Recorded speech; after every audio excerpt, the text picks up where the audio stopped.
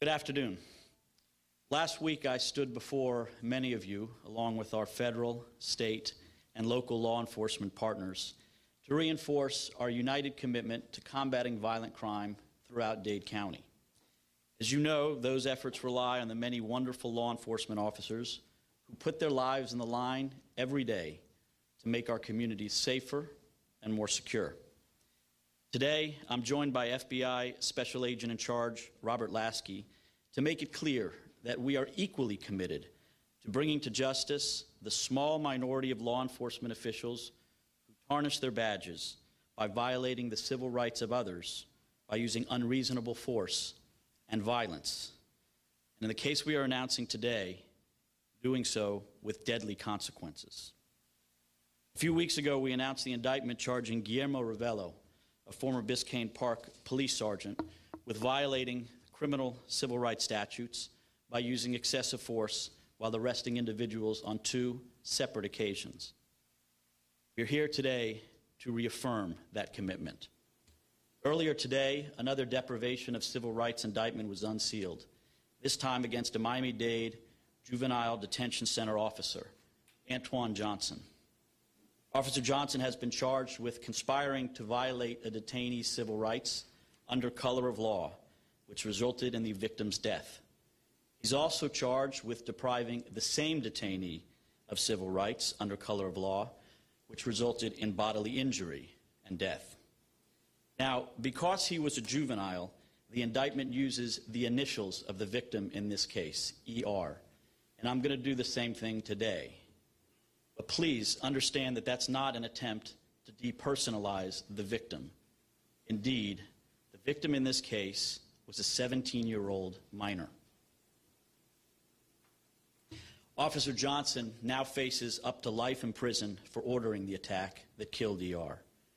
As alleged in today's indictment, on August 28, 2015, after having been charged with a crime, ER was transported to the Miami-Dade Regional Juvenile Detention Center, JDC, in order to be detained pending further order from state court. Now, JDC houses pretrial juvenile detainees who were charged with a variety of crimes. And ER had been charged with a crime, but he had not been convicted of a crime. Defendant Antwan Johnson worked as a juvenile detention officer and was responsible for directly supervising and providing a safe and secure environment for juveniles in the custody and care of the JDC. Indeed, Officer Johnson had a duty to protect these individuals, and he was absolutely prohibited from directing or authorizing any juvenile to assault or discipline another juvenile detainee. But with deadly consequences, Officer Johnson did exactly the opposite of what he had a duty to do. 2 days after his arrival, ER and approximately 19 other juveniles, all housed together in a unit of the JDC called Module 9, were having dinner at the JDC cafeteria. Johnson was assigned to supervise all of the individuals in Module 9 on this day during his shift from 3 p.m. to 11 p.m. That included supervision in the cafeteria during dinner and walking back and forth from the cafeteria in Module 9. Now, because of ER's statements and behavior during dinner in the cafeteria that evening, Johnson availed himself of a type of bounty system commonly utilized and understood at the JDC in response to a perceived challenge to his authority by ER. In exchange for rewards and privileges such as recreational time and additional snacks, Johnson caused, encouraged, and induced these detainees to forcibly assault ER to ensure that Johnson was obeyed and his authority was not challenged. Now, I want to be clear. Rewards and incentives, generally speaking, for good behavior are okay. But this particular bounty system incentivized fear and violence. And if inmates refused to participate, they knew that they could become a target of a bounty or otherwise be harmed in the future. In short, because of ER's behavior and comments towards Johnson in the cafeteria, Johnson placed a bounty on ER. Now, let me talk in a little more detail about how this worked. And as I said at the outset, these are all allegations that can be found in the indictment. Johnson communicated in coded language and gestures that were understood by other juveniles in the cafeteria, that he wanted them to forcibly assault ER. And the other detainees agreed, and they agreed at Johnson's direction, and they understood exactly what Johnson wanted them to do. After dinner, as was commonly done, the juveniles were assembled in a line to be escorted from the cafeteria back to Module 9. During the walk back, Johnson directed the juveniles to delay their attacks until they had arrived back in Module 9.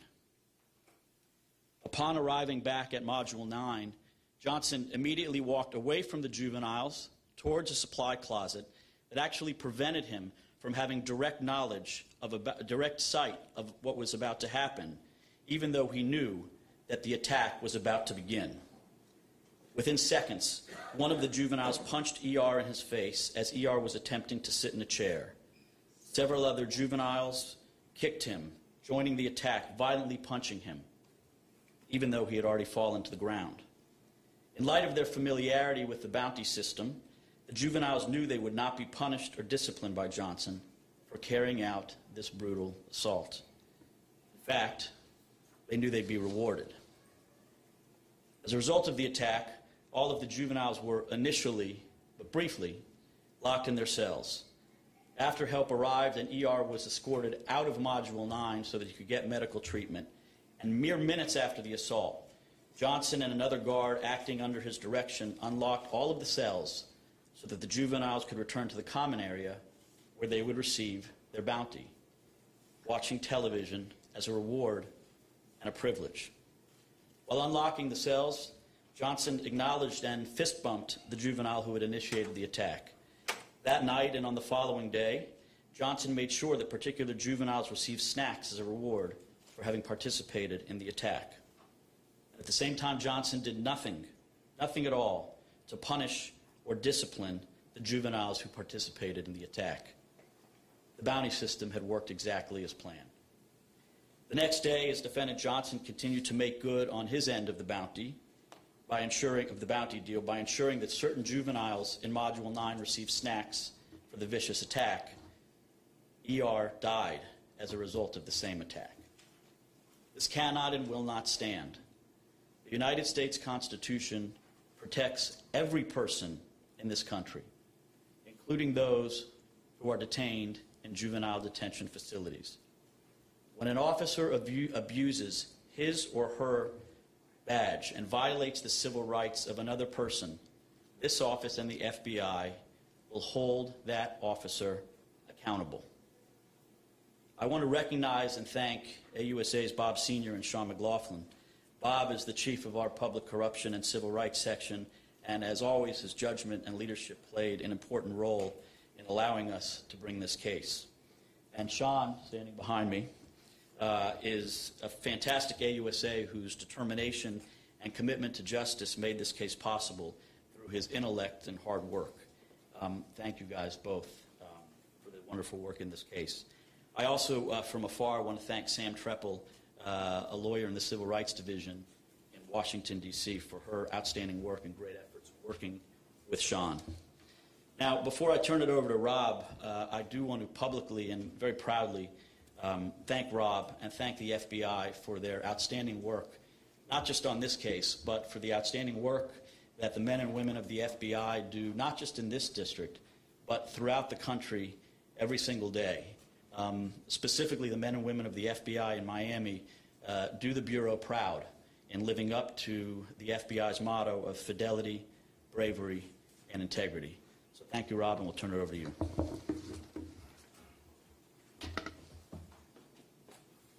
Good afternoon, and I'm going to be brief.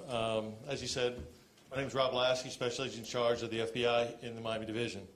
First of all, I want to commend the FBI's Miami Area Corruption Task Force and the U.S. Attorney's Office for a wonderful investigation and hopefully a successful prosecution. Also want to thank the Miami Beach Police Department, the Miami-Dade Police Department, and the City of Miami Police Department for their cooperation on both the task force and this investigation. This was a joint effort, and just another thing that we can show that good things happen when we partner and communicate with our state and locals. As you heard this morning, Antwan Leonard Johnson was arrested by the FBI without incident at the Miami-Dade Regional Juvenile Detention Center. Everybody needs to understand that violations of civil rights by our government officials will not be tolerated. The FBI is committed to doing everything they can to make sure that every citizen is protected from civil rights abuse. Since this is an ongoing prosecution, I will defer all comments to the U.S. Attorney's Office. Thank you.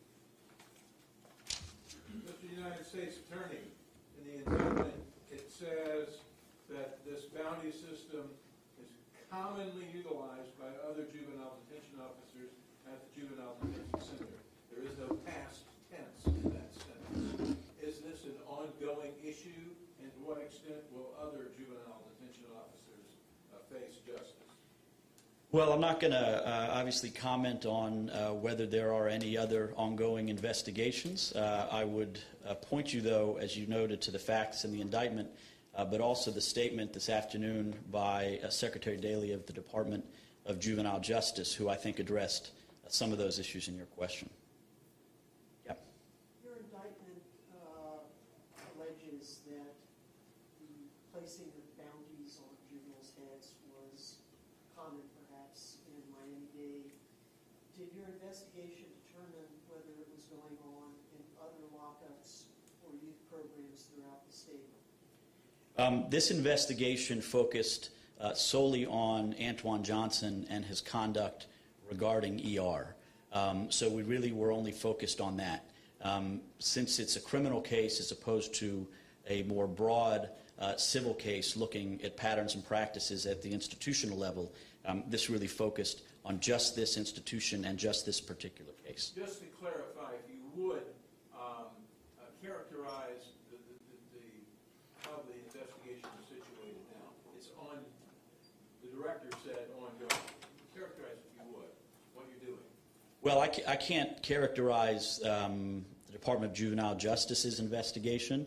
And again, since this is a criminal case, we've looked at this discrete criminal incident.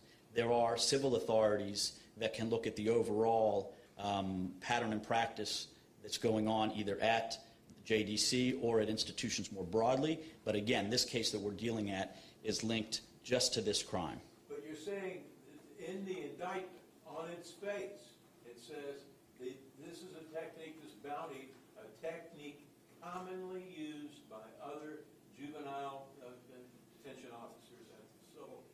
So, does it not follow that there are other juvenile detention officers that may or may not be in your sights? And perhaps that's a question for Director Lasky, especially in charge. I have a feeling that Rob is probably going to direct it back to me. So let me answer it in two ways. The first is, if you look at the indictment when it uses the past tense, if you look throughout the indictment, you'll see that the past tense is used quite frequently throughout the indictment, and a lot of times that goes to the way an indictment is pled, the charging language, as opposed to any comment about ongoing or future activity. But in terms of this particular case, this investigation that we're talking about today looked at Antwan Johnson and what happened to ER. Now, to your question about what was commonly known, part of the allegations in the indictment are that the juvenile detainees were aware of what Johnson wanted them to do, that this was certainly common enough that Officer Johnson could communicate with them through coded language and gestures so that the juveniles would know what to do. So we have that, and I think that goes to the commonly known part of the indictment. How would other inmates and not ER know what those gestures and subtle signs are? How do they know that? Well, again, I don't want to try to get into their heads, but I think the evidence as alleged in the indictment makes it pretty clear that on this occasion they knew what Officer Johnson was trying to convey, and they acted upon it. And then rather than being punished, they were given recreational time a couple of minutes after the event. Can you explain why federal charges could be brought where state charges were not? I can explain the first part of the question, but not the second part. Look, we did an investigation, and the FBI and the AUSAs and lawyers that I talked about did a really incredible investigation to look into violations of federal law.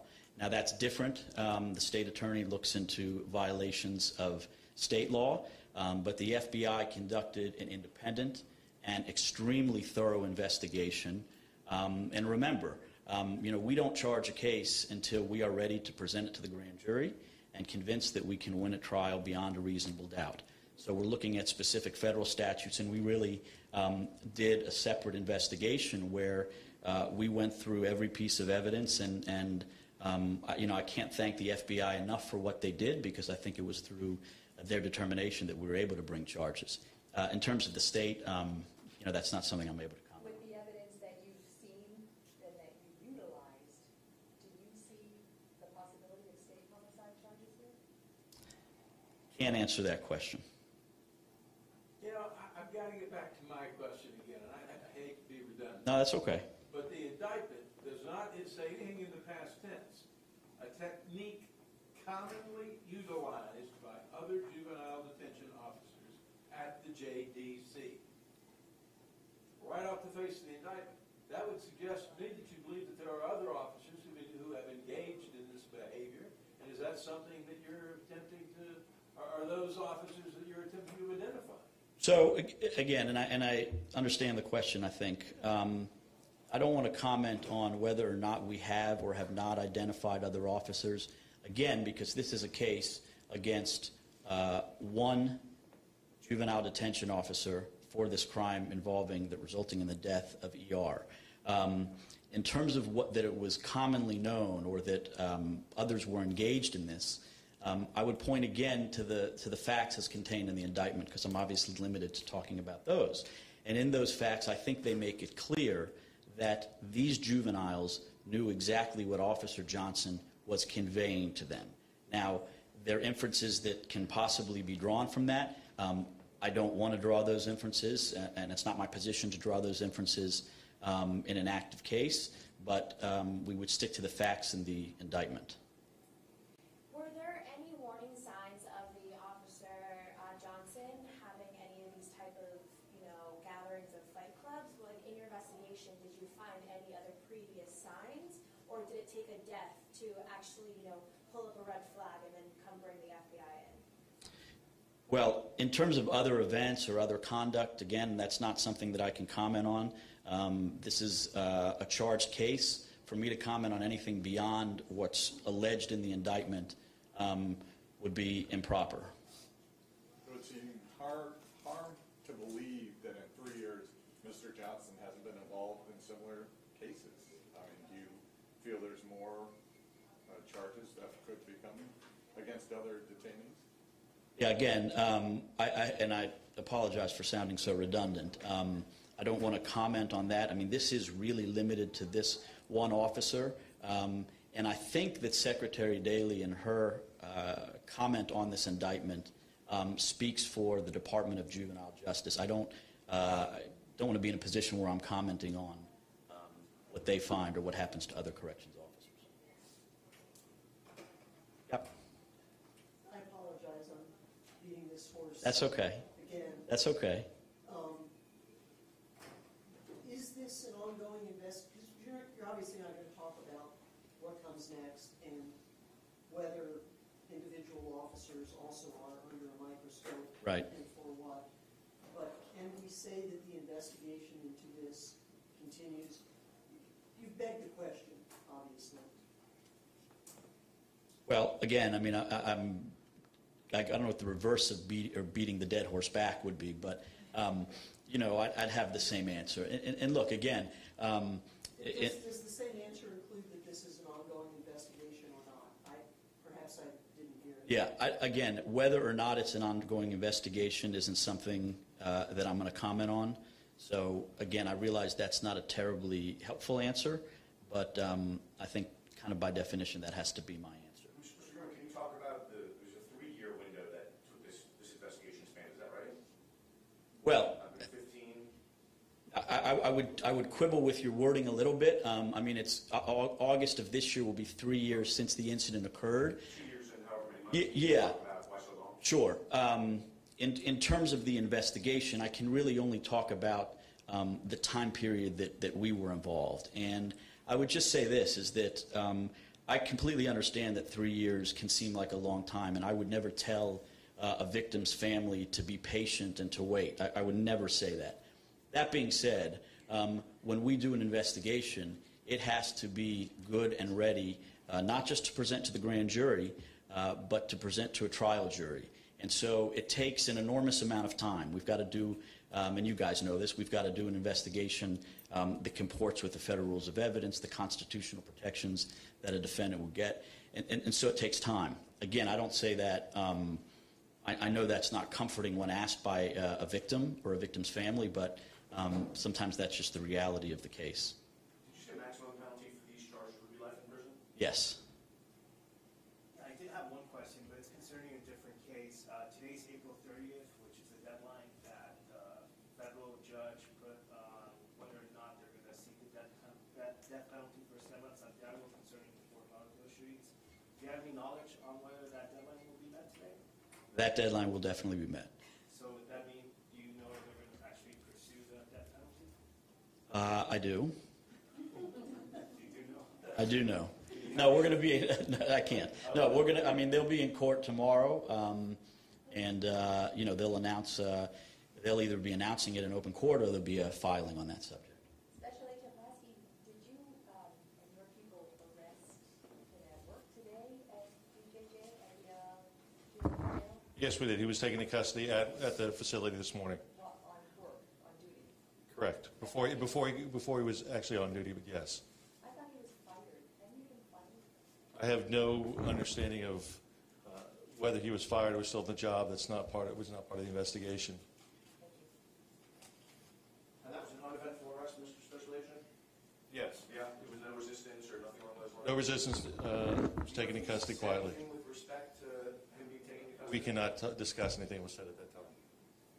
Gentlemen, thank you very much. Can I get the spelling of your all's names, please? Rob Lasky, Lasky, Special Agent in Charge, Miami Division of the FBI. And Rob is R-O-B, right? Correct.